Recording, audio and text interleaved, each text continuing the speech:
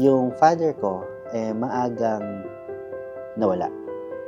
So, I was still like 3 or 4 years old, something like that. Actually, I don't have any recollection nung tatay ko. Merong isang event lang na naaalala ko, pero sobrang blurry niya. Hindi ko alam ang itsura ng aking father.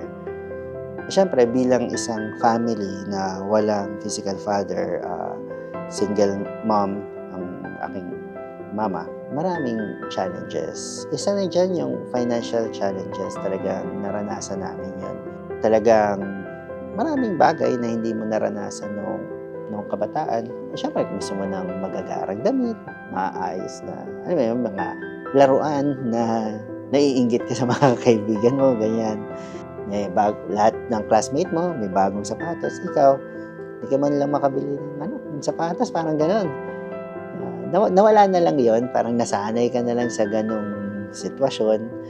Minsan, nag-iisa yung sapatos mo, bumaha, naglakad ka sa baha, nasira pa yung sapatos mo, papasok ka sa school, private ka naman, pero syempre, private school, lahat sila nakaayos, ikaw medyo challenging. Tapos, ayun nga, since dito na tayo, nakarating sa ministry na to, naturuan tayong naturuan. Ako, personally, natutunan ko mula sa kay Tatay Apostol Renato D. Carillo kung paano magbigay. Ibigay mo kung anong meron ka, yung sakripisyo. Since maliit pa ang ministry nun, talagang nakita ko personally kung paano sila mag-offering, tumulong sa mga tao. Habang tayo lumalaki, nagbinata, natutunan ko yung pagbibigay. Siguro mga 14 years ago, wife ko, girlfriend ko pa lang siya. Noong panahon na yun, nag-isip na rin kami na magpakasal. Alam namin na yun na rin naman ang time ng Lord sa amin. Since nasanay ako na magbigay, so talaga all out tayo sa giving. Minsan dadating talaga sa punto na pag all out ka, wala ka talaga ipon. Meron na akong bank account. Siguro maintaining balance lang ang meron ako doon sa bank account. Yun naman talaga yun. Magpapakasal na ako. Narinig ko, sa ganitong halaga, pwede na makaraos yung kasal. Simple, ako, konting handaan. Kasi yun lang naman desire ko Yan, nagulat na lang ako after few weeks or months. Nagkaroon na ako ng project na malaking halaga. Down payment ako sa isang magandang events place para sa isang garden wedding. Siyempre, hindi naman natin kinalimutan yung kaloob natin. Mas nauna yung kaloob natin bago yung sa mga para sa kasal. So, ang testimony ko nga dito, siyempre, pag magbibigay ka dyan sa mga events place na yan, may mga yung payment 1, payment 2, payment 3, tapos final payment. Di, meron nang dumating. Sapat na pang bayad. Ang sabi ng Lord sa akin, bigay mo yan sa TV program ng Oras ng Himala. Sumunod ako, syempre. Gagawin mo doon. Talagang willingly, and I was honored na hiningi ng Lord sa akin yan. So, ibinigay ko. Ito na. Dating na yung final payment. Pag hindi namin nabigay yung pang final payment, pwedeng ma-forfeit yung date. Yung araw na yun, kung kailan yung last day, nag-provide na siya ng pang final payment namin. Kaya yung mula sa walang ipon, binigyan ako ng Lord na maraming blessing and maraming pagkakataon na rin na makapag-offering, na ma-prove na ang mas mahalaga ay siya. Nagulat na lang kami ng mag-asawa nung kinumpute na namin, magkano ba yung total na nagastos sa kasal? Umabot siya ng 1 milyon.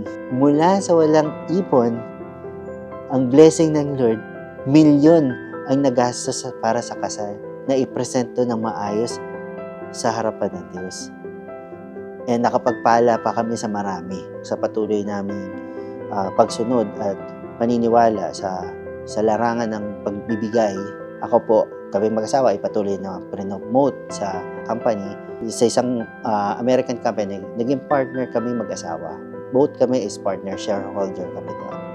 Nakita natin kahit during pandemic, lockdown, grabe yung blessing. Hindi mo akalain.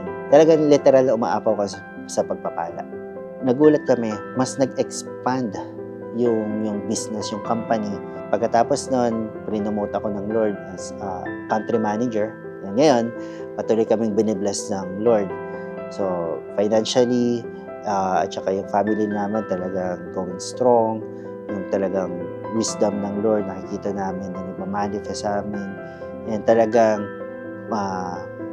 sobra-sobra yung ginawa ng Diyos sa buhay namin. This is based on our personal experience. Talagang pag ikaw ay nagtanim sa matabang lupa, talagang marami kang ani. At hindi lang yan, hindi lang yung balik na financial kundi yung kasama nitong gladness, joy, peace, diba? At yung glory, ibang klase. Dito kasi sa ministry na to, no, hindi siya yung basta magbigay ka lang. Hindi siya yung easy go lucky na basta okay ka na, basta makapagbigay ka, basta umattend ka, ay okay na. Hindi. Talagang yung standard ng buhay ng Panginoong Hesus ay talagang ibababa sa'yo. Kaya kahit nagbibigay ka, talagang dapat may standard yan. Hindi ito katulad ng iba na basta magbigay ka, okay na kahit anong buhay mo kasi sumuporta ka naman Dito hindi. Suporta ka, part yun ng pagsunod natin. Pero may standard ng buhay at pagsunod sa salita ng Diyos dito. Na yun ang ibinababa na unang-unang kinabubuhay ng mga lingkod ng Diyos na nangunguna sa ministeryo nito sa pangunguna ni Apostol Renato D. Carino. Kaya nga yung blessing mo dito, sobrang unique, sobrang totoo. Kasi yung ministeryong ito, yung Jesus is Our Shield Worldwide Ministries, sobra siyang kakaiba, sobra siyang totoong-totoo sa lahat ng bagay. And talagang sabi mong unique, kaya ibang-iba talaga dito.